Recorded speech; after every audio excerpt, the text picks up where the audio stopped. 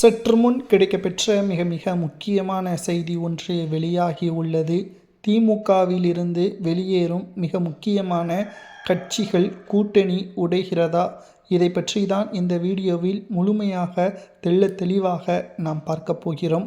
அதாவது அனைத்திந்திய அண்ணா திராவிட முன்னேற்றக் கழகம் இரண்டாவது முறை தோல்வி அடைந்துவிடக் கூடாது என்பதற்காக ஒரு பக்கம் பிரச்சாரங்களை தமிழகம் முழுவதும் நடத்தி வருகிறார் எடப்பாடி பழனிசாமி அவர்கள். மறுபக்கம் புதிய கட்சியாக தமிழக வெற்றிக் கழகம் மாநாடை போட்டு திமுகவை கடுமையாக விமர்சனம் செய்வதோடு மீண்டும் ஒரு அறிவிப்பை திமுகவிற்கு எதிராகவும் தமிழக வெற்றிக் கழகத்துடன் கூட்டணி வைத்தால் ஆட்சியிலும் அதிகாரத்திலும் பங்கு நிச்சயம் உண்டு என்பதையும் தெளிவாக விஜய் அவர்கள் நேற்று நடைபெற்ற மாநாட்டின் பொழுது பேசியிருந்தார். இந்த நிலையில்தான் தற்பொழுது திமுகவின் நிலைமை என்ன? 13 கட்சிகளுடன் கூட்டணியில் இருந்தாலும் தற்பொழுது வரை திமுக எந்த ஒரு பிரச்சனைகளும் கூட்டணிகளுக்குள் இல்லை. ஆனால் தேர்தல் நெருங்கிவிட்டால் கடந்த முறை போல் தொகுதிகள் குறைவாக கொடுக்கக்கூடாது.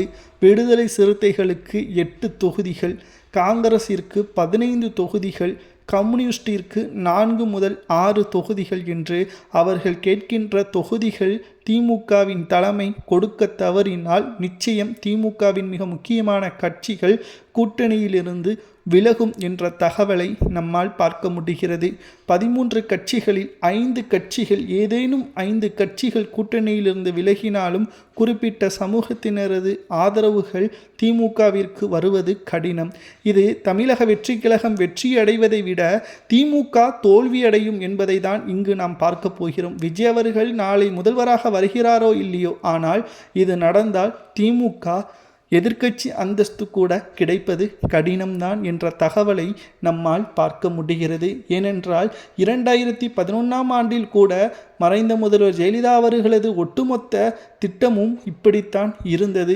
ஏனென்றால் திமுகவிற்கு எதிராக மக்களிடம் ஒவ்வொரு நாளும் திமுகவிற்கு எதிராகத்தான் பிரச்சாரங்களை மேற்கொண்டார். அப்படி 2011 இருந்து 2021 சட்டசபை தேர்தல் வரை, அதாவது 11 ஆண்டுகள் திமுக ஆட்சி அமைக்க முடியாத நிலைமையும் உருவானதற்கு காரணம் மறைந்த முதல்வர் ஜெயலலிதா அவர்கள்தான். அதே பாணியை தான் தற்பொழுது விஜய் அவர்கள் கடைபிடிக்கப் போகிறார். முதலில் திமுகவின் கூட்டணியை உடைப்பதற்கு ஆட்சியிலும் அதிகாரத்திலும் பங்கு கொடுக்கிறோம், திமுக கூட்டணியிலிருந்து முக்கிய கட்சிகள் விலகப் போவதாகவும் சமூக வலைதளங்களில் தமிழக வெற்றிக் கழகத்தின் தொண்டர்கள் சமூக வலைதளங்களில் கூறி வருகிறார்கள். இதை பற்றி உங்களது கருத்துக்களை கமெண்ட் வாயிலாக கூறுங்கள்.